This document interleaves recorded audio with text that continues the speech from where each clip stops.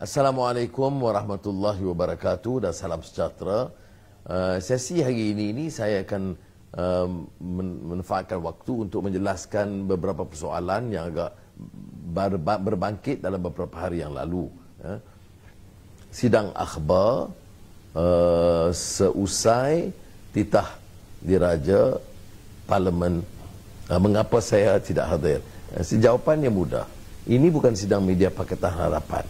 Ada sidang mesyuarat Pakatan Harapan di Zoom sehari sebelumnya, di mana kita putuskan pemimpin-pemimpin Pakatan Harapan dan Bersatu serta Warisan akan melihat menyediakan pendirian bersama dalam isu Kerajaan Perikatan Nasional dan akan menandatangani.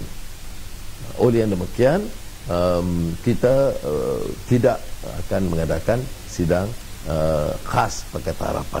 Tapi ini tidak menghalang kalau DAP Bersatu, Amanah atau Keadilan buat sidang masing-masing atau ahli Parlimen mengumumkan pandangan. Jadi ini saya nak jelaskan bukan sidang MPH.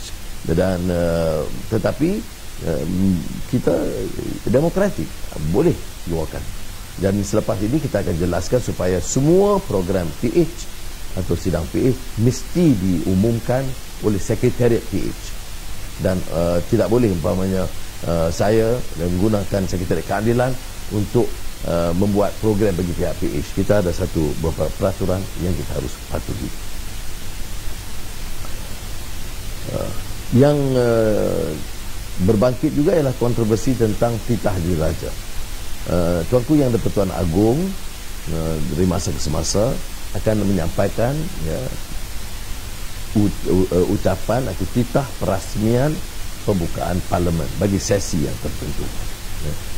Kalau dulu semasa saya dalam kerajaan, saya masih ingat draftnya itu dipromosikan oleh Timbalan Perdana Menteri, memberikan semua input dalam ucapan, kemudian selepas selesai semua bawa kepada Perdana Menteri, dan Perdana Menteri akan kemudian berurusan dengan Yang di-Pertuan Agong. Yang di-Pertuan Agong itu maknanya membaca titah bagi pihak kerajaan. Tetapi ada kalanya beberapa poin tertentu yang agak pribadi di mana Tuanku Agong terlibat secara langsung, secara pribadi, akan dimasukkan. Kadang-kadang kalau draft itu nampaknya ada satu draft ucapan masa mantan Perdana Menteri sebelum ini, di mana 5-6 kali puji memandang Perdana Menteri yang terbaik memandang. Jadi kadang-kadang ada Yang di-Pertuan Agong potong sebahagian, ada Yang di-Pertuan Agong dia baca terus. Tapi yang penting rakyat tahu ialah titah ini untuk dibahaskan. Kita mengapa nak pertikai, mengapa nak bahas?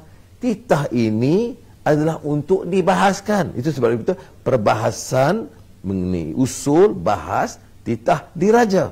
Kemudian dia kata tak boleh. Dia kena faham. Ada saya baca Profesor Madya. Dia kata Profesor Madya apa? Saya tak tahu. Dia fahamkan perlembagaan, dia fahamkan cara Parlimen. Di mana sistem kita, Agong menyampaikan pandangan, titah. Dan titah itu adalah menjelaskan dasar kerajaan yang ada. Masa kerajaan Tunku Abdul Rahman, dia kata kerajaan beta, dan puji memandang Perdana Menteri. Kemudian masa Tun Razak, kerajaan beta, masa Pakatan Harapan, kerajaan beta. Jadi ada, saya ingat ada tokoh pemuda UMNO wanita Bersatu, saya betul, yang sebelah sana dia tak faham. Tengok, tuanku kata kerajaan beta, maknanya yang ini dia iktiraf. Bukan kerajaan, tentulah Tuanku Agong iktiraf, tetapi pandangan itu pandangan kerajaan dan untuk dibahaskan. Ini penting, titah diraja perasmian Parlimen yang akan dibahaskan. Dia ada usul junjung kasih, kemudian bahas. Tuanku sebut COVID-19, kita bahas. Junjung kasih tuanku ada beberapa pandangan yang kita harus kemukakan. Langkah-langkah di COVID ini ada yang baik, ada yang tidak baik, ada yang wang curi dan sebagainya. Itu tak bermakna derhaka kepada tuanku. Ngapalah sampai perkara ini dah 62 tahun merdeka pun ada yang Madya belum bermaya untuk memberikan pandangan yang lebih objektif. Kemudian umpamanya tuanku sebut rasuah. Tuanku dalam titahnya agak tegas dalam rasuah. Jadi kita patut bangkit. Ya. Baik pembangkang tu wakil kerajaan kalau betul anti rasuah akan bangkitkan mengapa perkara yang berlaku. Mengapa bila tidak ada tender orang mengauk kekayaan. Ini semua akan dibangkitkan. Ini tak berbangkit soal tak setuju dengan titah tuanku. Jadi saya nak sebut sini. Akhirnya apa yang berlaku? Ada kegiatan di mana keadaan di mana usul menyokong itu boleh juga dipindah. Boleh bagi pandangan tambahan. Ada yang tak disentuh tapi dikaitkan, boleh lagi dibawa. Itu bermakna titah diraja. Ini kadang-kadang ada tokoh politik ini saya tak apa lagi lah tokoh politik. Tokoh ilmiah, tokoh akademik pun keliru masalah ini. Cuba baca tengok titah diraja. Sebab tu dia kata kerajaan beta. Kadang-kadang disebut Perdana Menteri beta. Ini bagi pihak kerajaan. Jadi kita sebagai pembangkang junjung kasih kepada titah tuanku, ya, dan hargai sumbangan tuanku, pandangan tuanku, tetapi bagi juga pandangan tentang sanggahan terhadap kerajaan yang ada. Baik, ditanya juga mengapa, soalan berikut ialah mengapa ada perbalahan dalam kes penyelesaian Mahkamah Reza Aziz terkait satu MDB yang menyebut di antara lain ia telah dipersetujui oleh Tan Sri Tommy Thomas, mantan Peguam Negara, dan Saudari Latifah Koya, mantan Ketua SPRM. Latifah Koya belum membuat apa-apa ulasan, mungkin dia belum teliti lagi, tetapi Tommy Thomas telah menjelaskan dia tidak perakui, dan kalau perakui pada prinsip jadi banyak percanggahan yang harus dia siasat, ya. Tetapi yang kita nak persoalkan, apakah munasabah kita selesaikan kes seperti ini dengan rundingan dan membayar sedikit. Kalau kita ambil 1 bilion, bayar 100 juta, selesai. Jadi besok ada orang kata dia curi 10 ekor ayam, bayar 1 ekor, selesai. Itu kaedahnya sama, jangan pandang ringan. Kalau kita umpamanya besok curi 10 motor, runding, bayar balik 1 motor. Sebab itu saya katakan undang-undang ini tidak boleh kenal darjat. Dia jangan pula setengah orang, dan saya konsisten begini, saya tidak mau bangkitkan ini kerana isu satu MDB dan Datuk Seri Najib saja. Setengah orang dia itu je rasuah. Tidak, ya. Kita harus tegas dalam soal satu MDB. Tapi juga kita tahu, ya, di kalangan menteri-menteri yang punggah kekayaan, projek terang-terang masih berlaku sekarang, ya.